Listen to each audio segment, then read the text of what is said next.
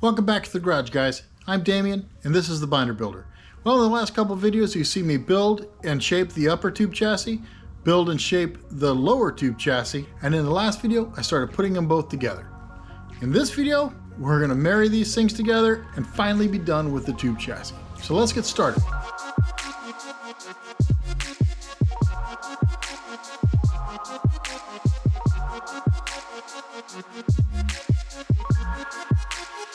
Oh, and if this is the first video you've ever seen of mine, and the first time at my channel, and you want to kind of see some of the backstory of this tube chassis, go ahead and click this video up here, or this little link, I should say, and it'll take you to the first video in the series. All right, while I get started, why don't you go ahead and hit that like button for me, and we'll get going. In the last video, I left off with the lower section being placed on the upper section. This was so that I could measure the height of the rib of the bulkhead that I plan on passing through the upper part of the chassis. Before actually trimming the upper chassis, I clamped this old 2x4 box tube to it. This will hold the chassis flat in case it tries to move, or sproing as I call it, when I start cutting on it. Using the measurements I took just before this, I cut out the area that the rib will be passing through.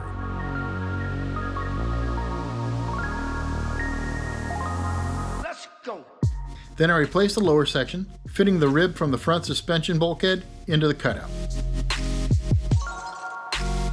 Alright guys, I just did the trimming and let's take a look. I'm not done trimming, I just did the initial cut, and so check it out. So it sinks in now. This needs to fit up flush with that, so I need to clearance some of this piece so that it fits around the weld, and then then I'll be able to weld all the way around, so you can see it has room to come down a little bit more. Probably grind that out just a skosh. And then this side as well. Ooh, way too much room. Anyway, not too happy with that second piece. But you know what, to be honest with you, so how big is that gap? Seriously. You know what I mean?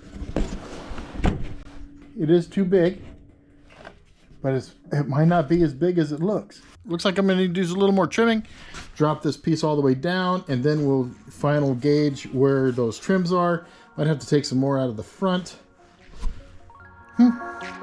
With the suspension bulkhead up and out, I trimmed out 3/8 of an inch where the welds interfered with the lower chassis, sitting completely flat against the upper chassis. While this worked wonders, it's now time to cut some material off the front.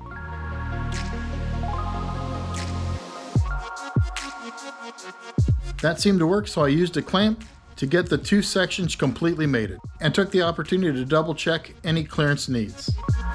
Seeing they didn't fit fully together, I pulled off the lower chassis again and trimmed some more. I know this is tedious, but I don't want to take too much off, nor do I want the opening to become too loose or sloppy. With the lower chassis fitting fully into the upper chassis, I double checked the side-to-side measurements to ensure the thrust angle was true. And I didn't just concentrate on the front, I also made sure that the back was as perfectly centered as I could make it. Alright, after tons of measuring, trimming, and retrimming, and remeasuring, and all that stuff, this is what I got. Bulkhead is on and in. As you can see, it sinks down into the piece. And as far as that side is concerned, see how it just slips right in there. So I'm going to be able to beat all of that in, down, around, all of that, all the way around. And as it comes out the bottom there too. And the back end, it's already lined up with the back. It's centered left to right. So yeah, this is one of those moment of truth things where you just kind of, it's about as right as it's going to be. So I think it's time to weld it. So after hemming and hawing and looking at it for a bit, because welding it together skewed or cockeyed will lock in alignment issues, I pulled out the welder and prepared to make things permanent. Finally, measuring to the mounting holes revealed that I was ever so slightly off. So I pulled out the lower chassis, did a tiny bit of clearancing, reinstalled the lower chassis, and remeasured everything. Satisfied that it was as close as I can get it, I grabbed my welder and started tacking everything in. Then some preliminary welds made things semi-permanent. I then went to the rear, and after double checking the measurements there to make sure nothing shifted, I started seam welding the lower chassis to the upper chassis. With the rear welded up and the front solid, I wrestled the complete chassis off the workbench. I tried to stand it up, but the ceiling is too short, so I pulled the bench back to steady it while I kept on welding. We're definitely past the point of no return now. Okay, well, I'm not gonna lie, this thing is heavy, but where there's a will, there's a way. And with the chassis leaning against the bug, I kept on welding.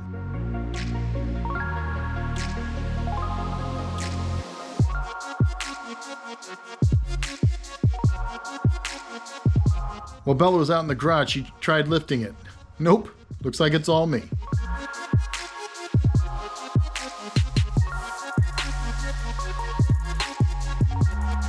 All right, guys, it's the next day. I pulled off the little box tube that I had holding it kind of flat just in case the heat warp or anything of that nature wanted to make it bend and things. So it's my version of a jig, I guess. But anyway, let's take a look how she looks.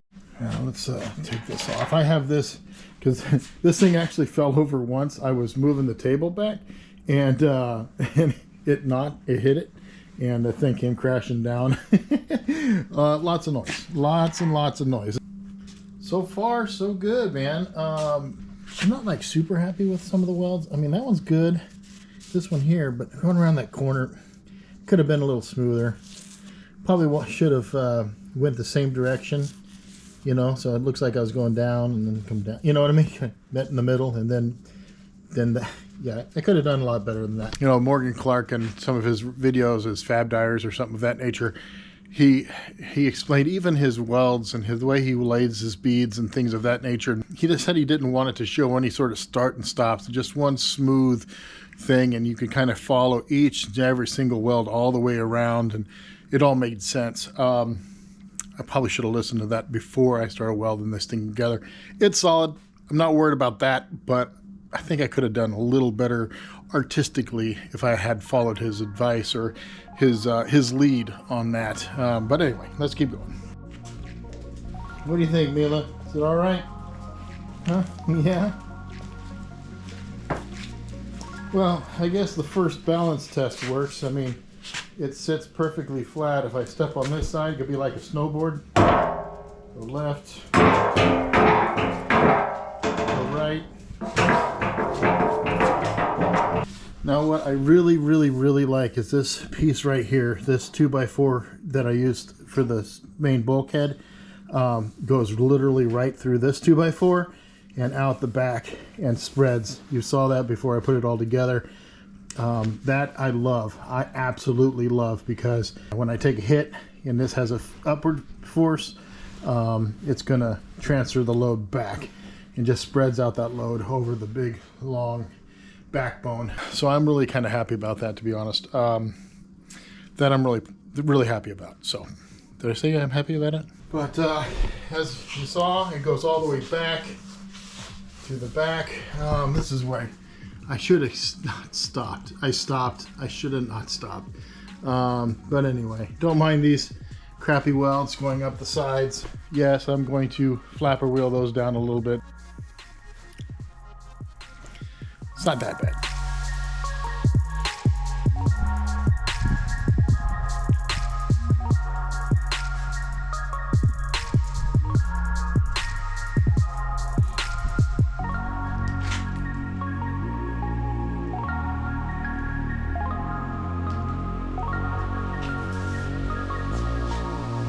Now that the main part is done, it's time to close up all the little openings, beginning with these little cutouts where the 2x4 meets up with the 2x6. To do that, I used some cut off scrap from the 2x4 and marked it with a Sharpie. Then, making clearer lines, I cut out the triangles with a grinder.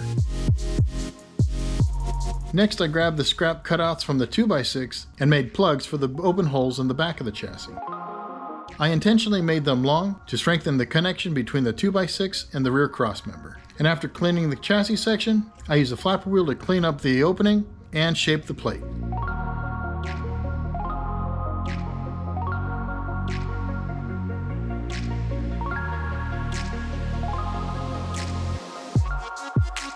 Then I tacked it into place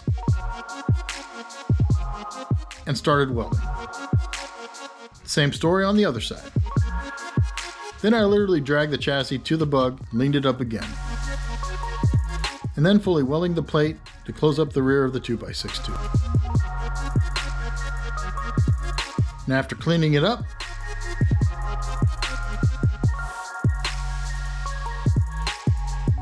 I flipped it over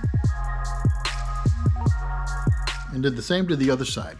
Oh, I also welded in those little triangles up front while I was at it.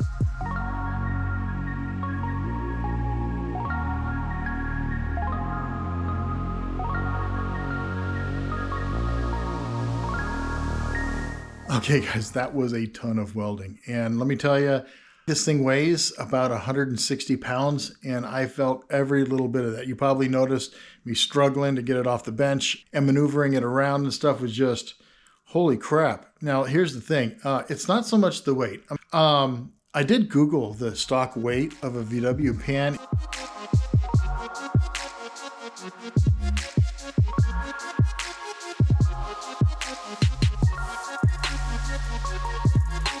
And it said anywhere from 150 to 180 pounds.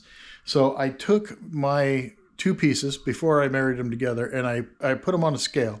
The top, I think it was like 72 or something like that pounds. The bottom was, oh no, the bottom was 72 pounds. The top was like 90 pounds. I don't know. It was one of those things, but it came out to about 162 pounds. And let me tell you, I felt every little pound of those things, especially when you're wielding something that big. But yeah, finally got this chassis done. Yes, at least where I'm going to get it. I'm not going to put in all the tubes for the floor yet, simply because I still need to walk in and out and around the bug doing various work. So I'm not going to put those tubes in because it'll make moving around inside the bug just a pain in the butt. So I'll do those a little later.